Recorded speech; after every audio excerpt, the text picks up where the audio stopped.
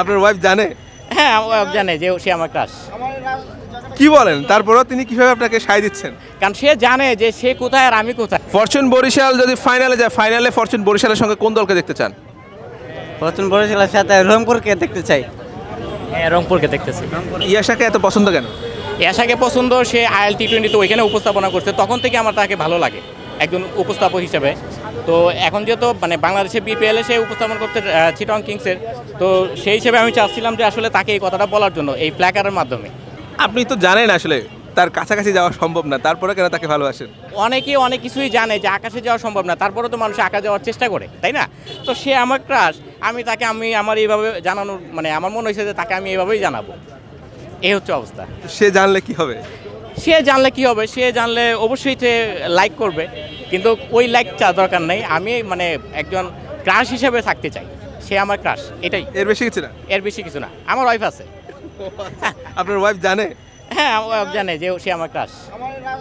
কি বলেন, তারপরেও তিনি কিভাবে আপনাকে সায় দিচ্ছেন? কারণ সে জানে যে সে কোথায় আর আমি কোথায়, এটা কখনো সম্ভব না।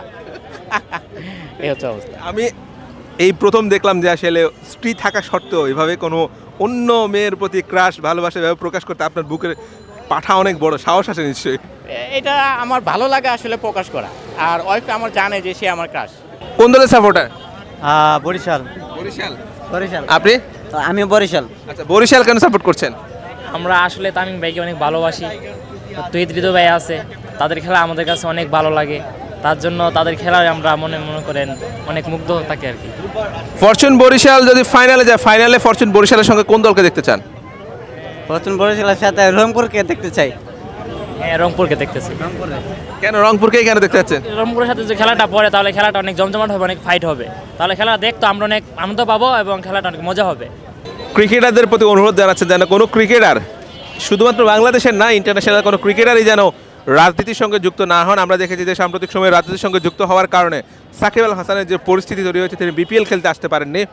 আমরা একটু কথা বলবো ওনার সঙ্গে। এই ব্যানার নিয়ে আসা উদ্দেশ্য হচ্ছে যে ক্রিকেটার প্রেমিক আমি, সো দর্শকদের মনে মনে থাকে ক্রিকেটাররা, সেই জায়গা থেকে যাতে করে এই রাজনীতিমূলক কাজে না জড়িয়ে ক্রিকেটার অন্তরে থাকুক, মনে থাকুক। সো আজকে বিশ্বসেরা অলরাউন্ডার সাকিব আল হাসান, যাকে এক নামে চিনে, হ্যাঁ পুরো ওয়ার্ল্ড যাকে এক নামে চিনে, উনি রাজনীতি এসে আজকে তাকে খেলা থেকে টোটালি বঞ্চিত হচ্ছে। তো সো আমরা এই জিনিসটা চাই না, আমরা এই জিনিসটা চাই না, কারণ সে একজন জাতীয় দলের প্লেয়ার, সে বাংলাদেশকে রিপ্রেজেন্ট করছে বিভিন্ন ওয়ার্ল্ডেতে, রাইট? তো সো সেই জায়গা থেকে ওনাকে কেন রাজনীতিতে আসতে হবে? এই মেসেজটা দেওয়ার উদ্দেশ্য হচ্ছে কোনো জাতীয় দলের প্লেয়ার যাতে করে রাজনীতি না আসতে পারে। তামিম ইকবালের পরিবারের ছবি এবং ফরচুন বরিশালের মালিকের ছবি নিয়ে এসেছেন। এটা কি আপনার হাতে আর্ট করা নাকি? এটা আমার এবং আমার বড় ভাইয়ার 15 দিনের চেষ্টায় এই ছবি দুইটাকে পূর্ণাঙ্গ রূপে রূপান্তরিত করতে পেরেছি। দর্শক, আমরা একটু ছবিগুলো আপনাদেরকে দেখাবো, আর সেই সঙ্গে যে শিল্পী এঁকেছেন তার সঙ্গে একটু কথা বলবো। দেখতে পাচ্ছেন যে তামিম ইকবালের পরিবার, তামিমের ছেলে, তামিমের মেয়ে এবং তামিমের স্ত্রী, চারজনের পরিবার, এবং অন্যদিকে ফরচুন বরিশালের ওনার মিজানুর রহমান। আসলে এইটা আসলে কেন করা?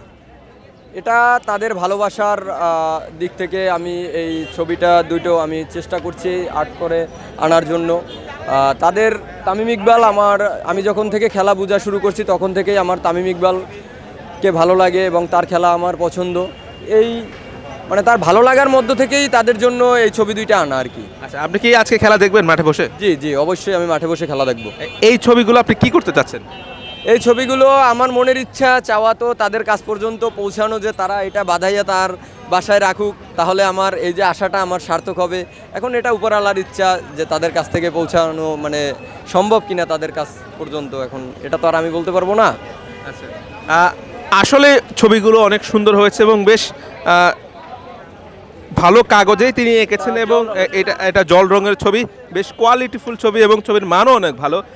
যদি বরিশালের টিম ম্যানেজমেন্ট কিংবা বরিশালের কেউ বা তামিম ইকবালের সঙ্গে যুক্ত কেউ আমাদের এই লাইভটি দেখে থাকেন, তবে এই ছবিগুলো যেন তামিম ইকবাল কিংবা ফরচুন বরিশালের মালিকের কাছে পৌঁছে দেওয়া যায় সেই ব্যবস্থাটা করবেন, সেই অনুরোধটুকু আমাদের পক্ষ থেকে রইল। আশা করছি যে আপনার যে স্বপ্ন, যে আশা নিয়ে এসেছেন সেটা পূরণ হবে, আর বরিশালের জন্য শুভকামনা থাকলো।